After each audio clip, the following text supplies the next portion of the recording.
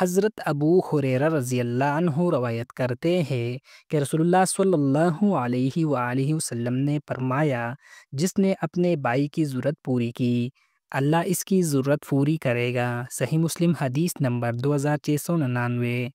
حضرت عبداللہ بن عباس رضی اللہ عنہما روایت کرتے ہیں کہ نبی کریم صلی اللہ علیہ وآلہ وسلم نے فرمایا، میں اپنے بھائی کی ضرورت پوری کرنے کے لیے چلو، یہ عمل مجھے اس مسجد نبی صلی اللہ علیہ وآلہ وسلم میں ایک ماہ اعتکاف بیٹھنے سے زیادہ محبوب ہے۔ العجم الکبیر الطبرانی، حدیث نمبر 11580۔ شیخ البانی نے اسے حسن قرار دیا۔ صحیح الجامع 176۔